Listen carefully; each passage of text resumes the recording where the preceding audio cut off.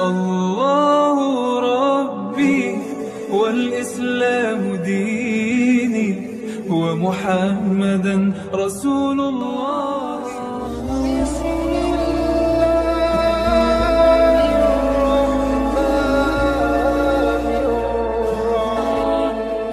Walam yastati yarji' al-ukhra faqad qama bima fi taqatihi ala nafi salatahu tasih.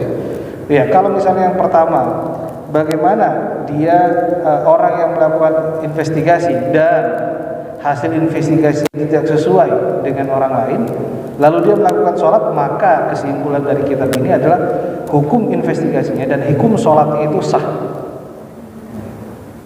Saya ulangi, hukum investigasinya dan sholatnya itu sah, walaupun sedikit berbeda dengan yang lain.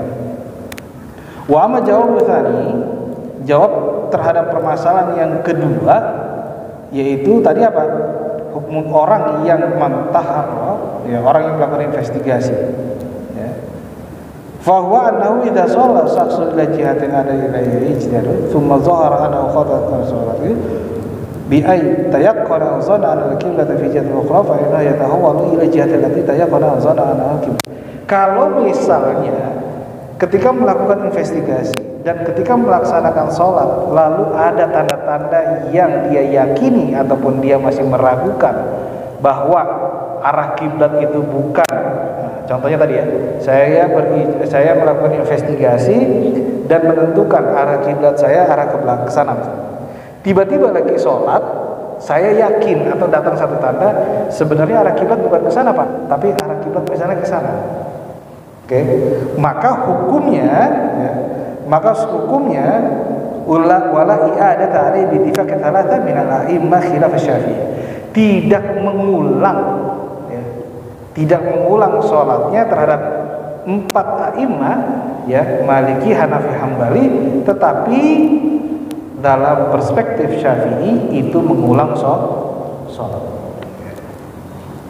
Saya ulangi, dalam perspektif 3 mazhab Maliki, Hanafi, Hambali itu tidak mengulang sholat, tapi dalam khilaf Syafi'iyah, kalangan Syafi'iyah menganggap itu perlu untuk diulang sholat. Ya. Lalu wa amma jawab an-tsalis, yang ketiga, man taraka al-ijtihad wa huwa qadirun alaihi ay yataqallada mujtahidan ukhra. Mujtahidan akhar aw shalla wahdahu bidun ijtihad fa inna salatahu la tasih. Kalau komposisinya dari pertanyaan yang ketiga, dia orang yang dia mampu untuk berijtihad Pak Haji. Tetapi ketika dalam menentukan arah dia tidak mau ijtihad, langsung saja sholat. Gitu Pak Haji ya. Jadi dia nggak mau menggunakan kemampuan untuk berijtihad, langsung saja menentukan arah kiblat, sholat setelah itu.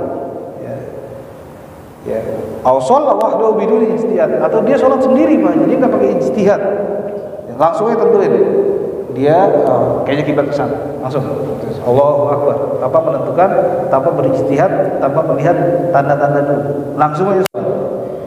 Apa dalam kitab ini, ya, fa inna sholatahu la tasih, sholatnya nggak sah aja. Ya, sholat orang itu nggak sah, karena kenapa? Karena dia memiliki kompetensi untuk berijtihad, tetapi dia tidak menggunakan itu, bahkan menentukan arah kiblat semaunya. Empat mazhab. Ya, 4 mazhab. Wa in tabayyana lahu anna usul al-qiblah hadza muttafaq alayhi baina thalathah min al-a'immah khilaf Hanafiyah. Dalam perspektif Maliki, Hambali dan Syafi'i itu sholatnya tidak sah. Tetapi dalam perspektif Hanafi itu tetap dikatakan sah. Ya. Karena kenapa? Karena mungkin bagian itu merupakan bagian daripada ijtihadnya. Ya, bagian ijtihadnya. Karena kita tidak tahu. Tapi Maliki, Syafi'i dan Hambali mengatakan sholatnya nggak sah. Kenapa tidak sah? Nah, itu. Karena patokannya adalah pertama, orang itu mampu melakukan ijtihad, tapi tanpa menggunakan kemampuannya untuk berijtihad dalam menentukan kiblat, tapi langsung sholat, maka sholatnya dalam perspektif Maliki, Syafi'i dan Hambali, ya, itu tidak sah. Tapi dalam perspektif Hanafi bisa saja dikatakan sah. Lalu dalam permasalahan yang keempat, bagaimana jika ada orang yang mampu berijtihad lalu dia tidak menggunakan itu, tetapi malah memilih untuk mengikuti ijtihad orang lain? Wa ana laysa lahu yataqalladu ghairu mata kana qadiran 'ala al-ijtihad. Amma idza ajaza al-ijtihad bi marrah fa inna yasih lahu yataqalladu mustahil. Kalau dia memiliki ketidakmampuan dalam ijtihad, maka dibolehkan untuk mengikuti ijtihad orang lain. Dan tetapi kalau dia memiliki kemampuan, prioritasnya adalah melakukan ijtihad untuk menentukan arah kiblat. Ya. Ini yang dikatakan oleh wala i'adata alaihi, kalau lagi salat wa illa shalla ila ijtihadin syah. Ya, ke jihad yang dia inginkan, artinya kalau dia melakukan ijtihad sendiri. Wala i'adata alaihi, dia enggak ngulang salat. Hadza huwa ra'yul Hanafiyah walhamdulillah fa nazru ra'yul Malikiyah wa Syafi'iyah. Ya. Jadi ketika orang memiliki kemampuan untuk berijtihad dan dia memiliki perspektif untuk mengikuti ijtihad orang lain, dalam ulama tentu ada sedikit selisih.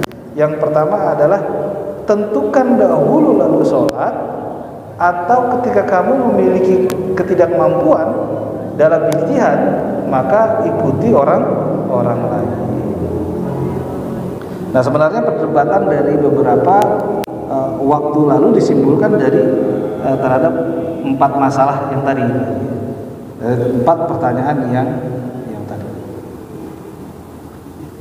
Lalu pembahasan yang selanjutnya, kaifa yastadillu bisyams wa bin nujumi al-kutubi alal qiblah.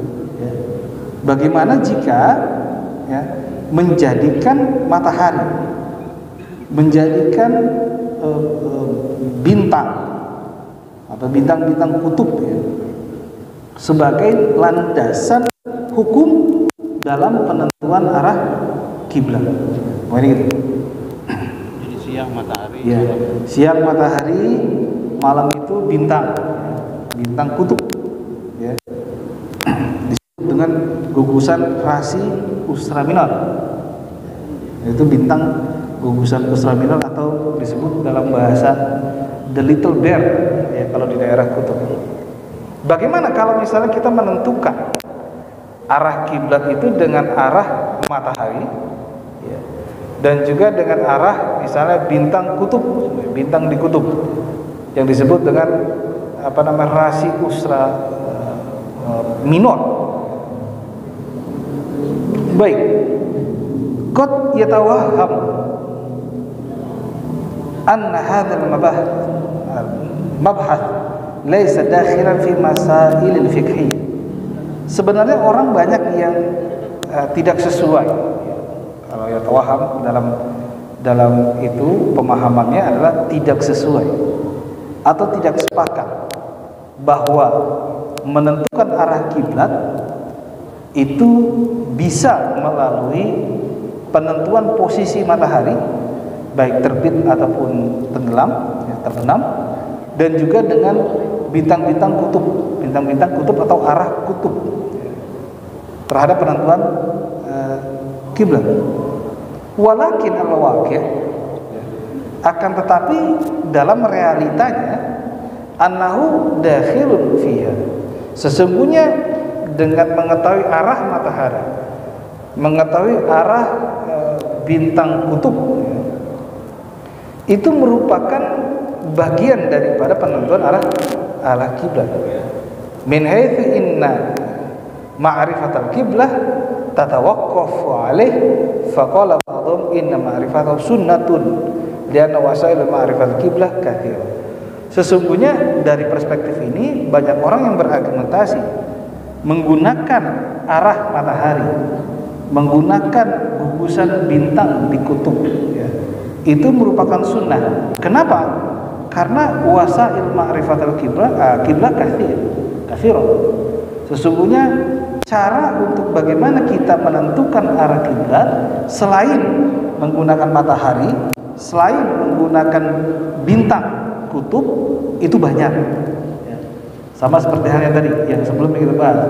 Bagaimana kita menentukan apakah di dalam daerah atau kota itu terdapat mihrab yang ditinggalkan oleh para sahabat atau enggak? Oke. Ada orang enggak di situ? Ada bangunan masjid atau enggak? Ya. Lalu pernah kita bahas juga bagaimana dengan orang yang tunanetra dalam menentukannya. Apakah dia menentukan dengan apa? Oke, dengan menentukan lihat sisi ataupun tembok yang mengarah ke arah kiblat dan seterusnya. Sehingga kebanyakan orang berargumentasi, Pak Haji, bahwa menentukan arah kiblat dengan menggunakan matahari atau arah matahari baik terbit maupun tenggelam dan juga gugusan bintang kutub itu dianggap sebagai sunnah. Ya. Karena wasilah untuk mengetahui itu banyak sekali, nggak perlu sampai seperti itu. Ya. Wa qad la takhfa 'alaihi ahad wa laysa bil lazim ya'rif istidlal bi syams wan nujum 'ala al qiblah wa ba'dhum yaqul innahu yajibu 'ala al musafir fi bahr. Itu enggak terlalu penting bahasanya, tetapi mengetahui arah matahari dan arah kiblat kayak barat dan timur, utara dan selatan itu sebenarnya diwajibkan bagi musafir, bagi orang yang berpergian. Kenapa? Orang yang berpergian di laut. Walaysa ladaihim imaratu tadullu 'alal qiblah. Nah, kalau posisinya orang yang sedang melakukan perjalanan di tengah laut, Pak Haji, itu mereka tidak memiliki hal-hal yang bisa menentukan posisi arah kiblat. Misalnya tadi ada masjid di tengah laut, ya nggak mungkin. Ya. Nanya orang di tengah laut juga nggak mungkin, karena semuanya sudah nggak tahu. Nah, ketika itu terjadi atau orang yang melakukan perjalanan dengan menggunakan kapal laut misalnya, itu merupakan kewajiban untuk dapat mengetahui arah kiblat dengan cara menentukan arah posisi matahari ataupun arah matahari tenggelam dan terbit, atau dengan arah gugusan bintang kutub. Kenapa? Karena udah jelas nggak bisa menentukan arah yang tepat kiblat karena arahnya nggak ada. Ya, nggak mungkin di tengah laut ada masjid, nggak mungkin. Nggak mungkin di tengah laut juga, misalnya kita bisa bertanya kepada orang lain, nggak bisa juga. Menentukan arah di tengah laut nggak bisa juga, kecuali patokannya adalah dengan matahari, ya, matahari terbit dan tenggelam, dan juga dengan nujum al-qutub, ya, nujum bintang-bintang, gugusan bintang, ya. Gugusan bintang di kutub. Wala'allaka qad arafta anna syamsa wan nujuma min alamat tadullu 'alal qiblah. Sebenarnya kita sudah tahu dan kita sudah paham sebenarnya matahari dan nujum dan bintang itu bisa dijadikan satu patokan, tanda-tanda di mana kita bisa menentukan arah kiblat. Fa yastadillu bi syamsi 'alal qiblah fi kulli jihatin bihasbiha. Karena kenapa? Karena dengan matahari kita mengetahui posisi matahari terbit, ya. Terbitnya itu di mana, Pak? Matahari terbit di mana? Di timur. Ya. Terbit di timur, tenggelam di barat. Ketika kita mengetahui terbit di timur, tenggelam di barat, maka kita ketahui bahwa ada posisi atau ada arah utara, arah selatan. Nah, gitu. Karena kita mengetahui posisi matahari terbit dari timur, pasti selalu dari timur, dan matahari tenggelam selalu berada di posisi barat, maka pada saat itu kita mengetahui mana arah utara, mana arah selatan. Ya. Makanya dengan kita mengetahui itu, maka secara memungkinkan kita mengetahui arah kiblat dengan pasti. Wa mata arafa masyriq wal maghrib, ketika mengetahui itu maka arafa shimal, kita tahu bahwa itu adalah sisi timur, wa janub secara sisi selatan. Wa bihadza yatayassar ahlu likulli jihati ma'rifatu qiblati. Ya. Nah, dengan mengetahui arah posisi matahari terbit dari timur dan tenggelam di barat maksudnya, lalu mengetahui posisi utara dan selatan, maka orang itu bisa dengan mudah menentukan arah kiblat di daerah manapun. Ya. Nah, di Ka'bah ya. Ya seperti arah apa? Di Ka'bah ya. Faman kana fi Masar ya, kiblatuhu jihatal masyriq min hirafil qalil ila jihatil yamin ya. Kalau di Mesir misalnya, ya kalau di Mesir mereka sholat itu ke arah timur ya, tetapi melenceng ke arah yamin sedikit. Jadi ke kanan sedikit lagi. Jadi udah kita depan timur, kalau di Mesir ya, ke kanan sedikit. Nah gitu. Jadi kita sudah tahu ya dengan kemudahan tadi. Lianal Ka'bah binisbah li Masr waqi'ah bainal masyriq wal janub. Karena Ka'bah dari posisi wilayah Mesir itu terletak di antara apa? Masyriq wal janub, antara timur dengan selatan. Ya, jadi timur dengan selatan. Jadi dia melenceng sedikit. Nah, gitu. Kalau di sana timur, dia melenceng ke kanan sedikit. Melenceng ke kanan sedikit.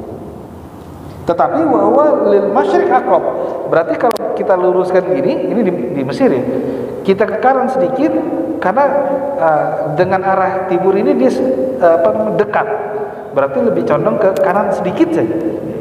Karena dia posisinya lebih dekat ke arah sini.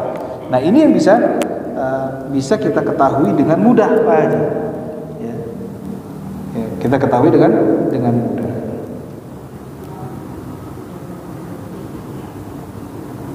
Wa amal kutub, ya, kutub itu kutub. Fahum, ya, fahuwa najmun soghir fi banatin na'ish soghir, ya, na'sus soghir, ya. Itu kalau di daerah kutub, Pak Haji, itu ada gugusan bintang disebut dengan rasi Usra minor.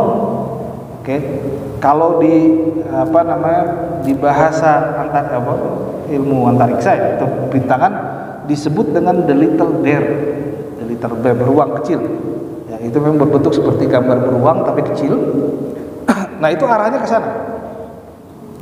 Wa yastadillu bihi alal qibla fi kulli jihatin bihasbiha itu. Ya. Nah, itu juga bisa menjadikan patokan bahwa arah kiblat itu arahnya ke sana. Fa fi masra yaj'al musalli khalfa udhnayhi yasiran qalilan. Jadi kalau gugusan bintang tadi di Mesir ya, itu agak letaknya di arah telinga kiri, tapi sedikit ke kiri. Fa hadza fil aswad ya. Wa Dimyat dan juga di Iskandaria, di Asyut ya.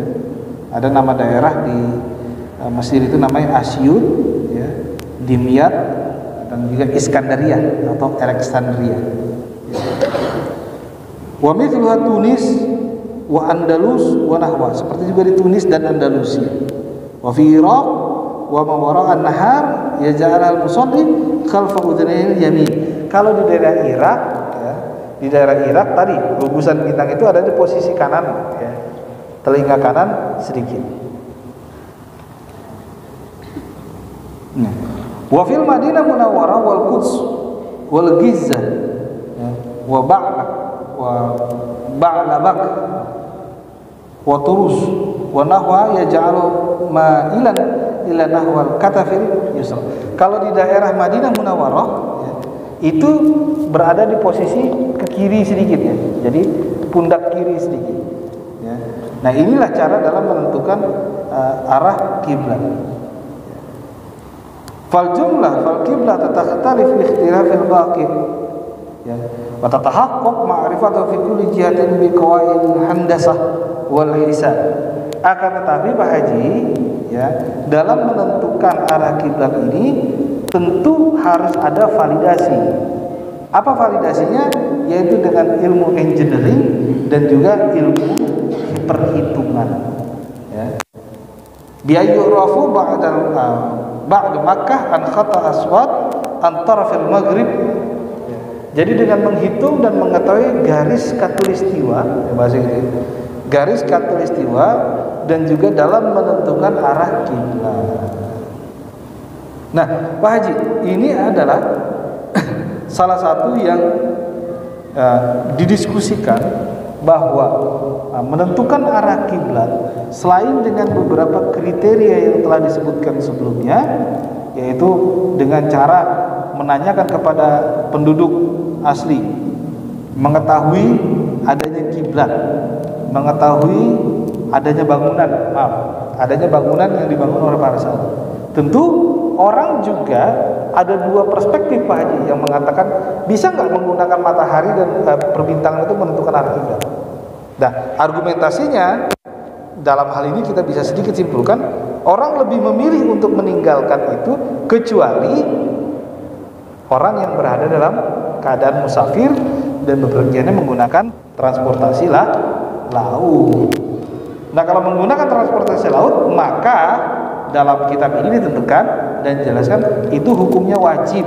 Tetapi jika tidak menggunakan transportasi laut atau orang itu berada di daratan, maka ini hukumnya sunnah.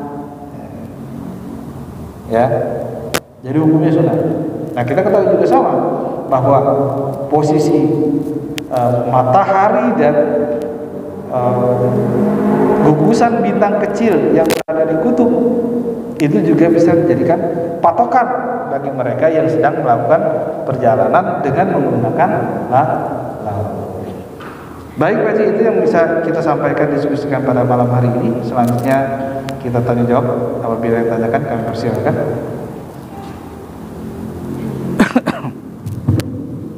Ya, menurut saya kita kembali ke sisi hari saya jawab dari dulu sendiri ada yang perlu dijelaskan untuk menjawab pertanyaan. Ada? Terus silakan. Ya, Bapak. Assalamualaikum warahmatullahi wabarakatuh. Baik, kalau tadi ada penjelasan di mana yang ini dan beberapa lainnya yang mengatakan bahwa apabila hasil ijtihad orang yang menentukan kiblat itu keliru, maka ada indikasi salat yang tidak salah. Dalam beberapa kasus yang termasuk di daerah saya sendiri, ada masjid dia sebut saja masjid A menggunakan metode perketokan matahari. Nah, kemudian sebut saja di mana kemudian Kemenak secara melakukan metode yang lebih baik dengan cara perhitungan teknologi yang lebih bagus, dan kita ketahui bahwa ada kecenderungan di dalam masyarakat. Nah, ini standarnya seperti apa? Apakah orang-orang yang sholatnya selama 6 tahun dengan menggunakan ijtihad yang salah itu mengulang sholatnya atau tidak? Dan kedua, beberapa teman-teman juga saat ini menggunakan kiblat dari handphone. Apakah itu termasuk ijtihad dalam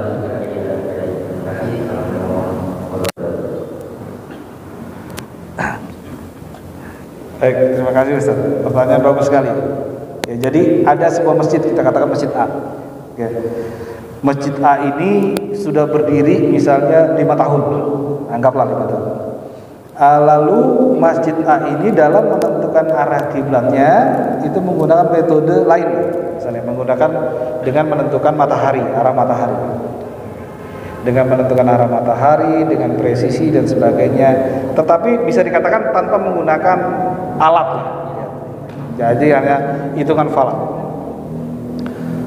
Lalu 5 tahun kemudian, ya, masyarakat kan sholat di situ banyak, setiap hari bahkan sholat Jumat dan sebagainya, sholat di masjid itu. Ya. 5 tahun kedua datanglah ijtihad baru, artinya begini, datanglah penyempurnaan dari ijtihad yang dilakukan misalnya dari lembaga atau dari Kementerian Agama. Ya. Lalu berbeda, ya, hasil ijtihadnya itu berbeda. Berbeda dalam artian misalnya arahnya. Ya. Arahnya itu lebih arah misalnya melenceng lebih positif 5 derajat dan sebagainya. Kalau yang ditanyakan adalah apa hukum sholat kita 5 tahun dengan arah yang tidak sesuai dengan ijtihadnya Kementerian Agama, ya.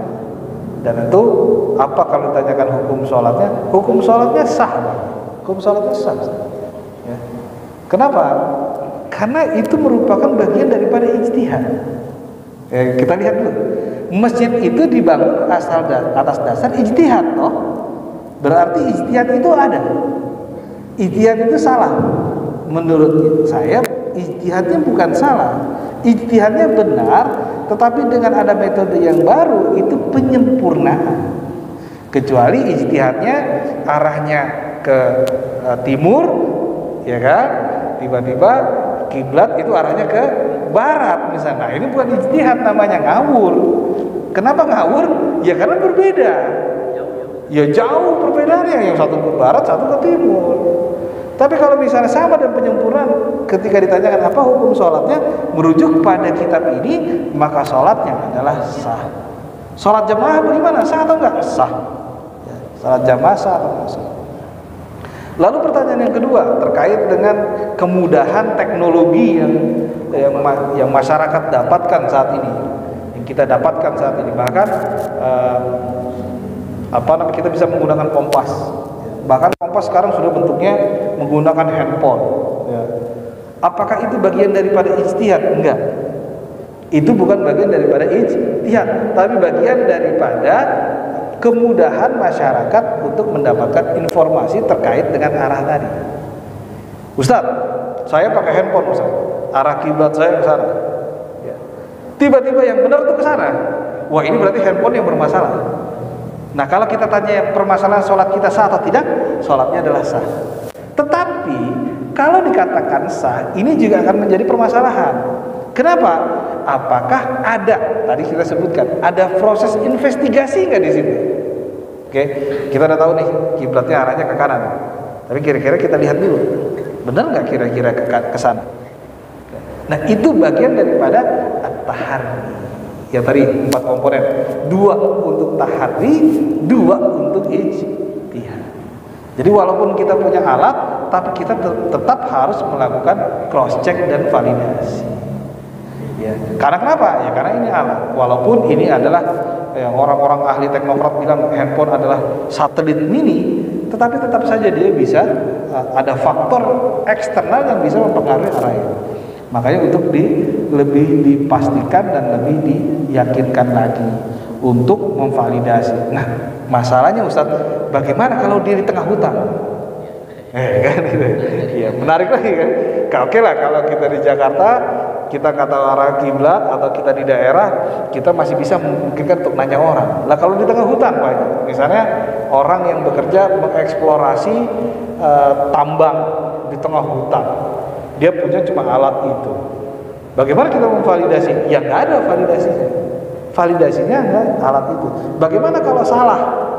Apakah itu bagian dari investigasi? Ya, bagian dari investigasi karena dalam hal tidak ada orang yang ditanyakan. Tapi sholatnya tetap sah. Sholatnya sah. Karena dia ada ijtihad. Ya betul, ada usaha, ada effort, bagian daripada investigasi tadi.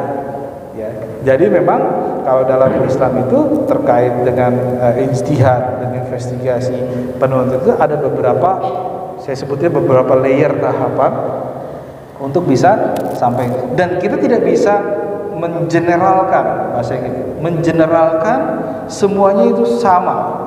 Contohnya tadi misalnya, ya nggak bisa. Islam itu saklek seolah-olah. Kalau Anda di hutan, Anda punya handphone, Anda tetap harus bertanya ke orang lain. Loh, bagaimana kita nanya ke orang lain? Nggak ada orang.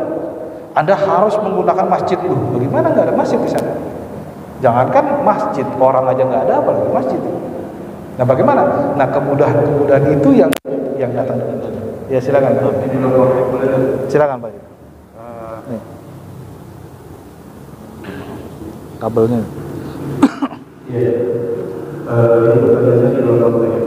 dalam sholat berjamaah. Jadi seorang imam katakan sholat asar berjamaah. Imam ini dia yakin rakaat keempat dia empat rakaat ya.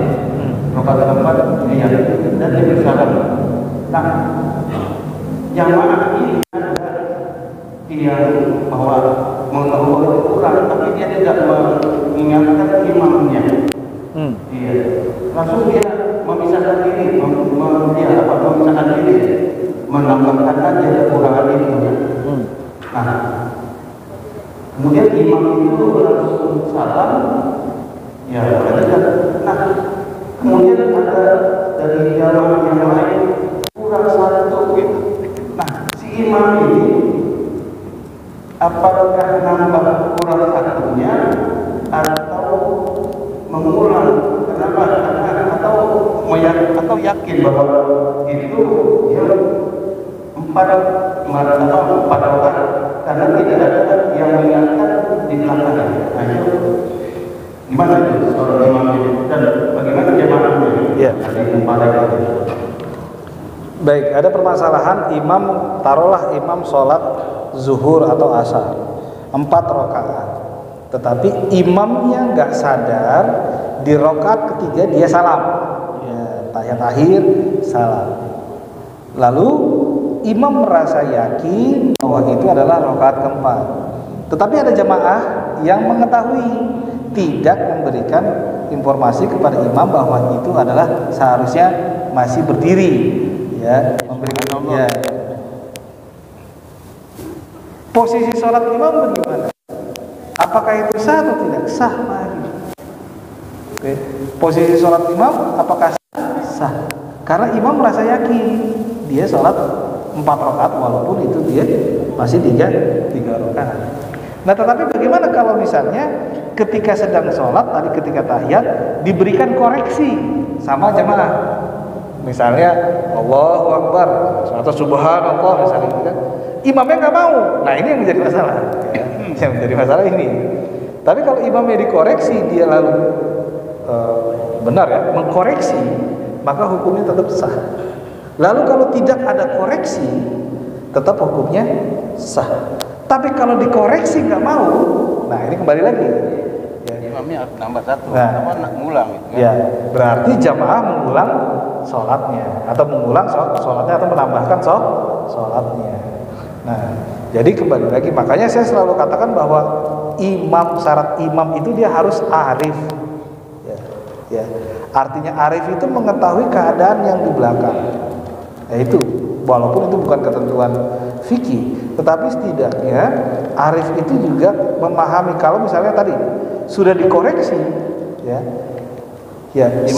imam masih begitu aja. Nah, ini arif. Salam dan Ya, salam. Seharusnya mengikuti imam itu berarti harus nambah. Ya? Harus nambah. Walaupun dia yakin bahwa dia posisi keempat, ya, tapi dikoreksi sama yang belakang. Makanya itu adalah hal yang terpenting. Nah, bagaimana posisi jamaah tadi sholatnya? Sholatnya tetap sah, Pak. Jika memang ada yang yakin itu kurang, silakan ditambahi saja sholatnya. Ya. Nah, yang menjadi masalah adalah hukum jamaahnya sah atau tidak. Nah, itu ya. Hukum sholat jamaahnya sah atau sah? Ya. Karena posisi yang pertama, kalau misal imamnya tidak sadar dan dan jamaah tidak ada yang koreksi satupun, berarti itu sah. Lalu ketika imamnya tidak sadar dan dikoreksi mengikuti ya, arahan daripada jamaah, tentu itu sudah sempurna karena ada koreksi dan diperbaiki. Nah, permasalahannya kalau ada imam yang tidak sadar dan dikoreksi tidak mau sadar, ya kan gitu. Koreksinya udah selesai gimana? Nah, kalau dikoreksi udah selesai berarti sholat sudah selesai. Sah. Ya sah. Nggak usah nambah satu. Enggak. Ya, kecuali kan posisi koreksi lagi sholat, Pak. Kalau udah selesai, selesai. Ya. Bahkan pernah dulu Pak Haji saya menanyakan ke guru saya, kalau kayak gitu bagaimana? Setelah udah selesai, udah salam nih, tiba-tiba dikoreksi, apa yang harus dilakukan? Ya, jadi dalam argumentasi mazhab Syafi'iyah itu menambahkan majelis, dia langsung berdiri lagi. Ya, asalkan imamnya belum ngomong. Kalau misalnya, Pak Haji kurang 1, wah udah selesai. Kalau ada imam yang ngomong gitu, udah selesai, udah batal, karena udah ada omongan. Nah gitu ya. Jadi memang ada komposisi begitu Pak. Ya. Baik, Bapak Ibu, itu yang bisa kita diskusikan pada malam hari ini. Insya Allah kita akan diskusikan terkait dengan fikih dalam madzhab arba'ah di pertemuan yang akan datang. Tapi seperti biasa, sebelum kita tutup, kita memberikan sedikit konklusi atau kesimpulan dari diskusi kita pada malam hari ini. Yang pertama, perdebatan terkait dengan penentuan arah kiblat itu setidaknya kitab fikih ini memberikan argumentasi bahwa ada 4 permasalahan, 2 bentuknya investigasi dan 2 bentuknya ijtihad. Lalu ada diskusi yang mengatakan bahwa penentuan arah kiblat menggunakan matahari dan gugusan bintang di kutub itu juga dibenarkan dan dibolehkan. Terlebih lagi mereka yang melakukan perjalanan menggunakan laut. Baik Bapak Ibu, kita tutup forum ini. Marilah kita kirimkan Al-Fatihah bil khusus untuk diri kita, muslimin muslimat, para pengurus masjid, agar Allah Subhanahu wa taala memberikan keberkahan dunia akhirat bagi kita mereka. Al-Hadaniyah wa Mu'tasul wa Al-Fatihah.